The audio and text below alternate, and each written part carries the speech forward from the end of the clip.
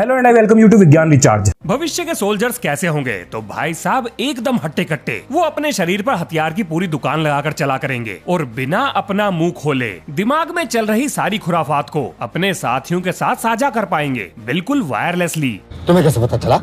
तुम्हें कैसे पता चला? अब क्या बताऊं कैसे पता चला, ये तो वीडियो में आगे आपको पता ही चल जाएगा, लेकिन जरा ट्रेलर दिए देता हूँ। देखो भैया, बात ऐसी है कि साइबोर्ग सोल्जर्स पर मेरे हाथ एक चर्चाओं का पर्चा लगा, उसमें यही सब लिखा है। मतलब कि अपने आप को दुनिया का चौधरी समझने वाला अमेरिका साइबोर्ग सोल्जर्स को लेकर कुछ तो खिचड़ी पका रहा है। अब भैया अमेरिका इतना शरीफ तो है नहीं कि दुनिया में ढोल बजा के बताए कि हम ये काम कर रहे हैं, तो ये जानकारी पब्लिक डोमेन में तो नहीं है। लेकिन मुझे लगता है कि हम आज की मॉडर्न टेक्नोलॉजी और अपनी साइंस की समझ लगाकर इस चीज को फिगर आउट कर ही लेंगे कि एक सुपर सोल्जर कैसा होगा और उसके पास क्या क्या खूबियां होंगी। क्या बात कर रहे हैं?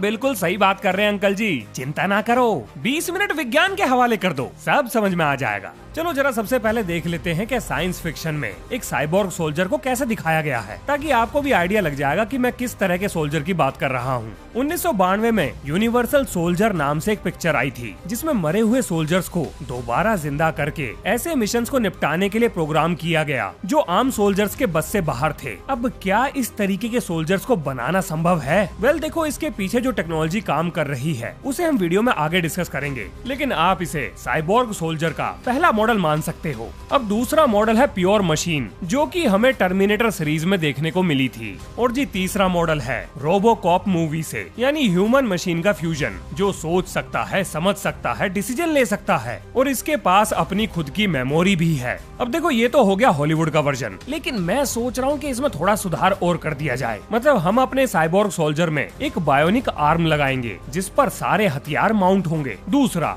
अपने सोल्जर को हम एक्सरे विजन या टेलीस्कोपिक विजन भी देंगे। तीसरा, हाइव माइंड, मतलब हमारे सारे सोल्जर्स दिमागी रूप से एक कंप्यूटर या सेंट्रल कमांड से जुड़े हुए रहेंगे, यानी अगर एक भी सोल्जर कुछ देखता है तो उसने क्या देखा, ये जानकारी अपने आप बाकी सभी सोल्जर्स के दिमाग में ट्रांसफर हो जाएगी। अब ऐसा करने की वजह से ये एक बेटर टीम और कोऑर्डिनेशन के साथ अपने मिशन को पूरा कर पाएंगे। अब यहाँ पर अपने पास दो ऑप्शन है, मतलब एक तो जो सोल्जर अब जिंदा नहीं है हम उनका इस्तेमाल कर ले, और दूसरा मशीनी सोल्जर बना ले। अब देखो, मरे हुए इंसान का इस्तेमाल करना मॉरली, एथिकली इसमें लफड़ेबाजी है। मतलब ये करतूत ठीक तो नहीं है, लेकिन इसको खुल के किया भी नहीं जा सकता। नहीं तो ये जितने भी एनजीओ खुले बैठे हैं, ये हाथ में पट्टा गले में तख्ता लटका के कोर्ट कचहरी के चक्कर लगवा देंगे। अब हम सोल्जर बनाएं या कोर्ट कचहरी में जाके मिलोड के सामने जी हजूरी बजाएं? बात तो सही है। अब मिलोड के आगे कौन क्या बोलेगा। चलो मुद्दे पर चलते हैं। आप जरा ये सोचो कि अगर हम पूरी तरह से मशीनी सोल्जर बना भी लेते हैं तो उनकी बैटरी वगैरह कैसे चार्ज करेंगे? वैसे इसका भी इलाज है, अगर हम वायरलेस चार्जिंग को इस्तेमाल कर लें तो ये काम भी हो जाएगा। अब आपको एक नई चीज के बारे में बताता हूँ, शायद आपने ना सुना हो। आपने हार्डवेयर के बारे में तो जरूर सुन रखा होगा, लेकिन क्या आपने वेटवेयर के बारे में सुना है? हाँ जी, ये वो टेक्नोलॉजी है जो इंसानी दिमाग को कंप्यूटर से जोड़ती है। हाँ, मतलब ये शब्द ज्यादा चर्चाओं में नहीं रहता, लेकिन ये कमाल की चीज है। चलो जी, हमने सारी खूबियों पर चर्चा कर ली। अब जरा देखते हैं कि ये सारे गुण हमारे साइबोर्ग सोल्जर में किस तरीके से फिट होंगे, और ऐसा करने में जो जो परेशानियां अपने सामने आएंगी उन्हें हम इंजीनियरिंग, फिजिक्स और लॉजिक की मदद से कैसे सॉल्व करेंगे। आइए देखते मजा आएगा। चलिए शुरू करते हैं। तो सबसे पहले बात करते हैं कि ये हाइव माइंड टेक्नोलॉजी क्या है। तो देखो, अगर बिल्कुल सिंपल शब्दों में बात करूं तो एक हाइव माइंड टेक्नोलॉजी में एक सोल्जर अपनी आंखों से जो भी देखेगा, उसके दिमाग में जो भी प्लान बनेगा, वो सारी चीजें उसके टीम मेंबर्स के दिमाग में बिना बताए अपने आप चली जाएंगी। अब आता है लाख टके का सवाल कि ये काम होगा कैसे। तो जी, इस समस्या को सुलझाने के लिए हमें यह देखना पड़ेगा कि क्या हमारे पास इससे मिलती जुलती कोई टेक्नोलॉजी मौजूद है। तो इसका जवाब है बिल्कुल है। इस समय सोल्जर्स के सर पे आप जो हेलमेट देख रहे हैं, इसमें एक छोटी सी सूंड निकली हुई है। तो जनाब, ये है एक एलईडी स्क्रीन जो अपने साथियों की लोकेशन, दुश्मन की लोकेशन और मैप के साथ साथ हर वो जानकारी आंखों के सामने दिखाएगी जिसकी जरूरत युद्ध के हालात में पड़ती है। अब आपके दिमाग में सवाल आ रहा होगा, चलो ठीक है जी, लेकिन ये काम कैसे करती है? तो आइए बताता हूँ। देखो, ये सभी सोल्जर्स एक नेटवर्क के जरिए एक दूसरे से जुड़े हुए हैं, लेकिन अब आपके दिमाग में एक और सवाल आ रहा होगा, और वो ये कि भाई साहब, ये देखने में हाइव माइंड तो नहीं लग रहा। हाँ तो जी, आप बिल्कुल ठीक हो, ये हाइव माइंड नहीं है। भाई साहब थोड़ा सब्र करो, जरा आगे सुनो। लेकिन इसको हम हाइव माइंड जरूर बना सकते हैं, और वो कैसे, आओ बताता हूँ। अब देखो, सर पर रखे हुए इस टोकरे के कारण आपको जो भी दिखाई दे रहा होगा वो आपके हर एक साथी को आपके साथ साथ दिखाई दे रहा होगा। यानी कुल मिलाकर हम ये कह सकते हैं कि ये टेक्नोलॉजी एक कलेक्टिव इंटेलिजेंस की तरह काम कर रही है। लेकिन सवाल तो अभी भी वहीं का वहीं है, ये हाइव माइंड तो कहीं से भी ना लग रही। भाई साहब टेंशन ना लो, अभी निपटाते हैं इसको। अमेरिका की डार्पा यानी कि defence advance research project agency इंसानों के दिमाग को ड्रोन कैमरा के साथ जोड़ चुकी है। अब इस बात का क्या मतलब निकलता है, मतलब क्या इन लोगों ने इंसान के दिमाग को निकाल कर ड्रोन में लगाया है? देखो, इन्होंने जो जुगाड़ बनाया है उसके हिसाब से ड्रोन का कैमरा उड़ते हुए जो कुछ भी देखेगा वो सारी की सारी जानकारी एक कंप्यूटर के थ्रू होते हुए उसे ऑपरेट कर रहे इंसान के दिमाग में डायरेक्ट जाएगी। अब वो इंसान सेफ जगह पर बैठकर उस ड्रोन को अपने दिमाग से कंट्रोल कर सकता है, उसे कंट्रोलर की जरूरत नहीं है। मतलब ये हुआ कि उसे बस ये सोचना है कि कहां पर और कब हमला करना है, और ये मशीन अपना काम निपटा देगी। और डार्पा ने इस टेक्नोलॉजी को नाम दिया है साइबरनेटिक हाइव माइंड। लेकिन यहां दिमाग में एक सवाल आता है कि आखिर उन्होंने ऐसा किया कैसे? तो देखो, अगर हम एक दिमाग को नेटवर्क के जरिए ड्रोन के साथ जोड़ सकते हैं तो भाई साहब उसी नेटवर्क के साथ बाकी दिमाग को क्यों नहीं जोड़ सकते? बिल्कुल जोड़ सकते हैं। अब अगर हम बहुत सारे दिमागों को इस तरह के नेटवर्क से एक साथ जोड़ दें तो किसी एक सोल्जर के द्वारा देखी गई चीज या बनाया गया प्लान अपने आप ही बाकी लोगों के दिमाग में चला जाएगा, और यही है हाइव माइंड टेक्नोलॉजी। अब अगर आपके दिमाग में इस टेक्नोलॉजी को लेकर कोई खुराफाती ख्याल आ रहा है तो भाई साहब आप अकेले नहीं हो। आप एक काम करो, शील्ड एआई नाम की एक कंपनी है, उसके बारे में थोड़ा सा पढ़ो। शील्ड एआई ने इस टेक्नोलॉजी को लेकर मार्केट में गदर मचा रखा है। अब देखो, हाइव माइंड को डेवलप करने के लिए हम एलोन भैया से भी तो मदद ले सकते हैं, वो भी तो एक कंपनी खोलकर बैठे हैं, क्या नाम है उसका, न्यूरालिंक। दिमाग में चिप तो वो भी फिट करती है, तो ये काम कोई ज्यादा मुश्किल नहीं है, बड़ी आसानी से निपटाया जा सकता है। ये क्या हो गया? ये क्या सुन रहा हूँ मैं?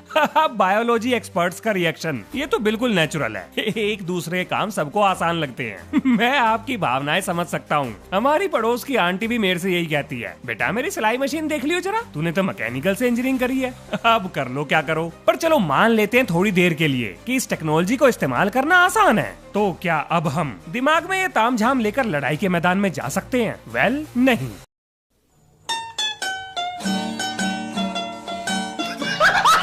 रुको भाई साहब, इसमें एक समस्या है, सुनो ध्यान से। और समस्या है ये कि ये टेक्नोलॉजी सेफ नहीं है। मतलब जिस समय ये बिजली के तार हमारे दिमाग के तारों का सितार बजाएंगे, अगर एक भी धुन गलत छिड़ गई ना तो इस कंप्यूटर का क्या भरोसा, ये तो पता नहीं कहां का मिसाइल बरसा देगा। और भाई साहब, अगर ये नेटवर्क जिससे सारे सोल्जर्स जुड़े हैं किसी देश की हैकिंग टीम के हत्थे चढ़ गया तो समझो सत्यानाश हो गया। अब आता है सवाल कि इस समस्या को कैसे सुलझाएं। अब इस समस्या के बारे में आप सोचो। ये क्या है? भाई साहब, ये आपका होमवर्क है।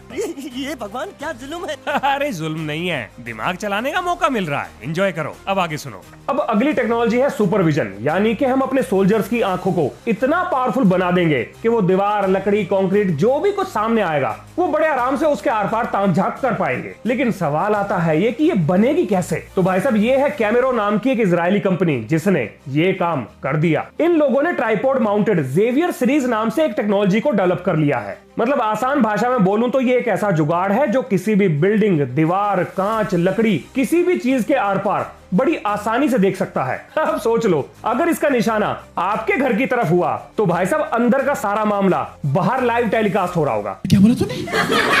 अब इसमें हैरान होने वाली बात कौन सी है? जो चीज है वो तो है। और अगर आप ये सोच रहे हो कि भाई साहब हमारे राइट टू प्राइवेसी का क्या, ये हमारा फंडामेंटल राइट है।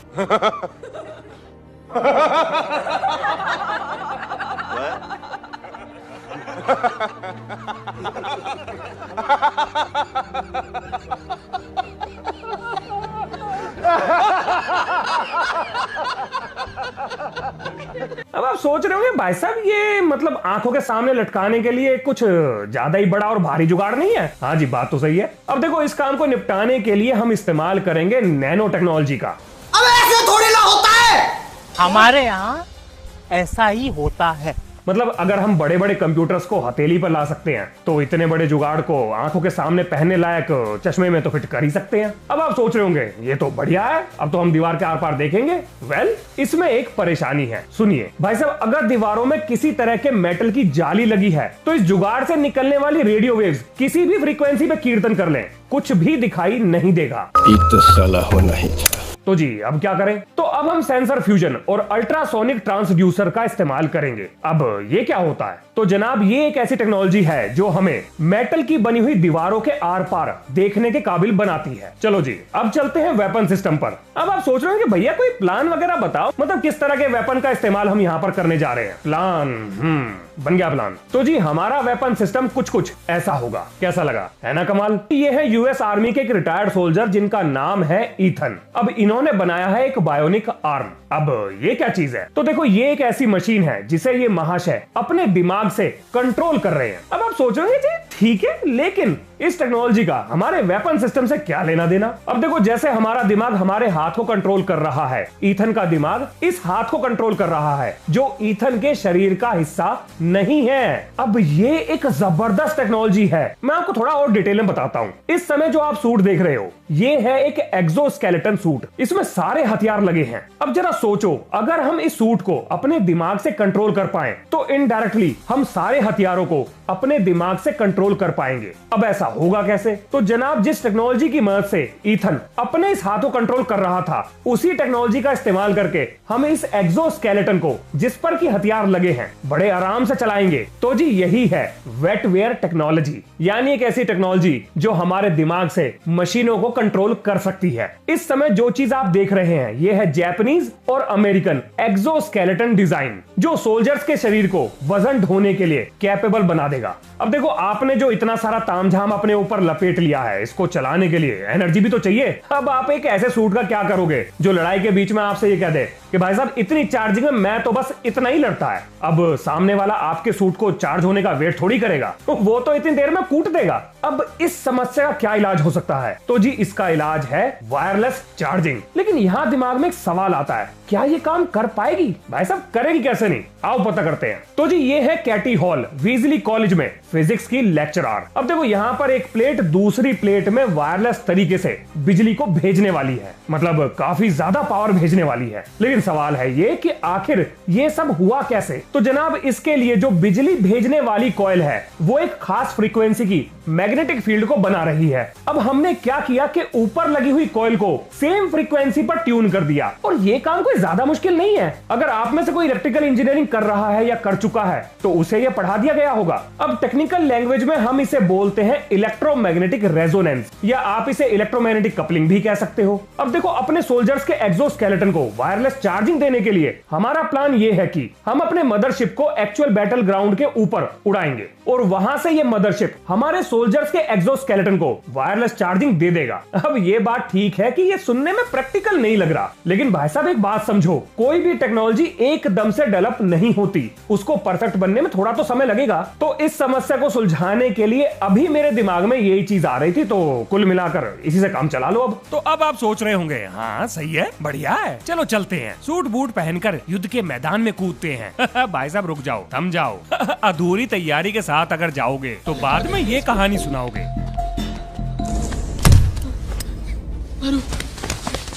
क्या हुआ? कुछ मुंह में घुसेड़ा, उसके बाद गले को उधेड़ के नाक से बाहर निकाला, उसके बाद मेरी बत्ती गुल हो गई। अब क्या होगा? अब क्या होगा, इसीलिए तो कहा था पूरी बात सुन लो। अब ये जान लो कि ये हाल हुआ क्यों। अगर आप अपने सोल्जर्स को दुश्मन के इलाके में भेजते हो तो भाई साहब आपको अपनी मदरशिप वहां पर भेजनी पड़ेगी, और जाहिर सी बात है अगर दुश्मन ने इसको ट्रैक कर लिया तो वो इसको टपका देगा। नहीं भाई। तो अब सवाल ये है कि इस समस्या का क्या समाधान हो। वेल इस समस्या का कोई भी समाधान अभी मुझे तो नहीं मिल रहा, आप सोचो, अगर मिल जाए तो कमेंट में बताए ना। अब जरा जख्म वखम भरने वाली टेक्नोलॉजी बना लेते हैं, मतलब कि बॉडी को रिपेयर करने वाली टेक्नोलॉजी। देखो आपने नाम सुना होगा बोस्टन में सेंटर ऑफ लाइफ साइंस, और अगर नहीं सुना तो आपको पता होना चाहिए कि वहां पर क्या हो रहा है। तो इनका नाम है विलियम शी, मतलब वैसे तो ये ही है लेकिन नाम में शी है। अब देखो इन्होंने एक ऐसा तरीका बनाया है जिसमें शरीर के डीएनए मॉलिक्यूल में बदलाव करके उससे काम कराया जा सकता है। मतलब इस चीज को एक्सप्लेन करना थोड़ा सा मुश्किल है, लेकिन इनके द्वारा खोजी गई टेक्नोलॉजी आपके डीएनए मॉलिक्यूल को किसी भी आकार में ढालकर, मतलब एक नैनोबॉट में बदल कर भाई साहब शरीर में होने वाली टूट फूट यानी कटना छिलना जलना हर चीज को फटाफट रिपेयर कर देगी। और इन्होंने ये काम कैसे किया ये जानकारी पब्लिक डोमेन में नहीं है, मतलब आप ये कह सकते हो कि अभी के लिए ये एक टॉप मिलिट्री सीक्रेट है। और देखो मेरा और बायोलॉजी का सास बहू वाला सिस्टम है, मतलब हमारी आपस में बिल्कुल भी पटरी नहीं खाती। भैया हम ठहरे फिजिक्स और मैकेनिक्स वाले, बायोलॉजी तो हमारे लिए एलियन सब्जेक्ट है। तो मेरे कहने का मतलब ये है कि मुझे एग्जैक्टली नहीं पता कि इस टेक्नोलॉजी को बनाने में इन्होंने क्या खिचड़ी पकाई है। और अभी के लिए ये टेक्नोलॉजी अंडर डेवलपमेंट है और बहुत सीक्रेटली इसको गुपचुप तरीके से डेवलप किया जा रहा है। अब देखो अपना वर्जन ये है कि अगर हम इस टेक्नोलॉजी को वेटवेयर टेक्नोलॉजी के साथ जोड़ दें तो भाई साहब थोड़ा सा बदलाव करते ही ये चीज युद्ध के मैदान में बवाल कर देगी, क्योंकि अब हमें अपने एक्सोस्केलेटन सूट के हर तार को दिमाग से जोड़ने की जरूरत नहीं है। यानी अब हमारे शरीर का कोई भी हिस्सा दिमाग और एक्सोस्केलेटन सूट के बीच में कनेक्शन का काम करेगा। यानी ये डीएनए वाली टेक्नोलॉजी एक लिंक का काम करेगी, एक जोड़ का काम करेगी, एक बॉन्ड का काम करेगी। इन शॉर्ट दिमाग में दुष्ट विचार लाना है और सामने वाला लटक जाएगा। अब देखो ये तो हो गए वो सोल्जर्स जो अभी जिंदा हैं, लेकिन क्या हम ऐसे सोल्जर्स को सुपर सोल्जर्स में बदल सकते हैं जो घायल हैं या पूरी तरह से डिसेबल्ड हो चुके हैं? और क्या जो सोल्जर्स बैटल ग्राउंड में मारे जा चुके हैं क्या हम उनका इस्तेमाल कर सकते हैं? तो जी कुछ तो ऐसा है जो आपको पता होना चाहिए। देखो सन 1760 में लुइजी जीवानी ने बिजली की मदद से इंसान के शरीर को जिंदा करने की कोशिश की थी। फिर 1925 में रशियन डॉक्टर सर्गेई बुराखोनेन्को ने, मतलब थोड़ा अजीब सा नाम है पर यही है, तो जी इन्होंने एक मरे हुए कुत्ते का सर अलग करा, उसके बॉडी के सारे ऑर्गन अलग करे और उन्हें मशीन की मदद से चलाकर उस कुत्ते को वापस जिंदा कर दिया। मतलब लक्षण तो ठीक ना लग रहे देखने में, लेकिन अगर आप मेरे से पूछो तो ये पहला मशीन बॉडी फ्यूजन था जो काम कर गया था। अब अगर आप ध्यान दो तो रोबोकॉप मूवी में यही चीज दिखाई गई है, यानी कि मशीन बॉडी फ्यूजन। अब देखो मैं आपको इस वीडियो की ज्यादा फुटेज नहीं दिखा सकता, नहीं तो YouTube इस वीडियो को अपने प्लेटफॉर्म से टपका देगा। तो इस वीडियो के लिंक के साथ जितनी भी टेक्नोलॉजी के बारे में हमने इस वीडियो में डिस्कस किया है वो सारी चीजें आपको विज्ञान रिचार्ज के व्हाट्सएप चैनल पर मिल जाएंगी, जिसका लिंक इसी वीडियो के डिस्क्रिप्शन और कम्युनिटी पोस्ट में आपको मिल जाएगा। अब वापस चलते हैं मरे हुए को जिंदा करने पर। तो अगर हमने एक मरे हुए इंसान को जिंदा कर लिया तो भाई साहब हमें उसकी याददाश्त को मिटाना पड़ेगा।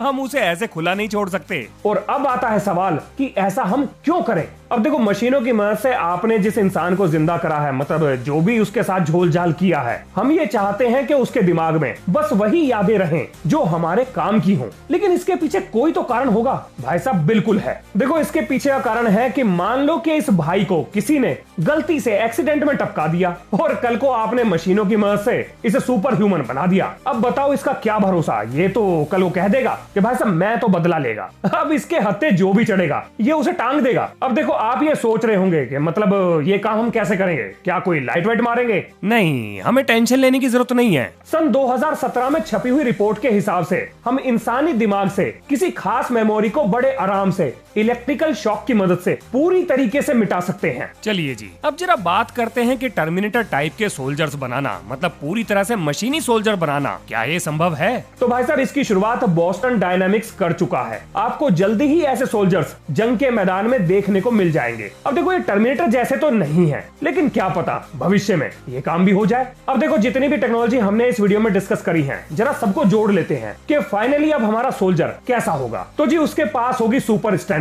जो उसे मिलेगी एक्सोस्केलेटन से, और इसको पावर देगा वायरलेस चार्जिंग सिस्टम। हमारे सोल्जर्स की आंखों पर लगा होगा एक्स-रे विजन, और मेटल की दीवारों से पार देखने के लिए सेंसर फ्यूजन या अल्ट्रासोनिक ट्रांसड्यूसर का इस्तेमाल कर लेंगे। अब ये जो एक्सोस्केलेटन है इसके ऊपर सारे मॉडर्न हथियार माउंट होंगे, जिनको कंट्रोल करने के लिए वेटवेयर टेक्नोलॉजी और अपनी टीम से बात करने के लिए हाइव माइंड टेक्नोलॉजी का इस्तेमाल हम लोग करेंगे। और हमारे सोल्जर के जख्म भरने के लिए ये जो डीएनए वाली टेक्नोलॉजी जिसका जिक्र हमने वीडियो में किया था, हम उसका इस्तेमाल करेंगे। अब यहाँ पर एक जरूरी सवाल हमारे सामने आता है। देखो अमेरिका और चाइना सुपर सोल्जर्स टेक्नोलॉजी के पीछे पानी की तरह पैसा बहा रहा है। अब क्या इस चीज को देखते हुए हमारे देश को कुछ करना चाहिए, या आपको लगता है कि मशीन इंसानों की जगह कभी नहीं ले पाएगी और ऐसी टेक्नोलॉजी समय और पैसे की बर्बादी है? बस आप क्या सोचते हैं इसके बारे में? लिखिए अपना जवाब कमेंट में। तो जी ये है इस वीडियो का अंत। मिलते हैं नेक्स्ट वीडियो में। जय हिंद, जय भारत।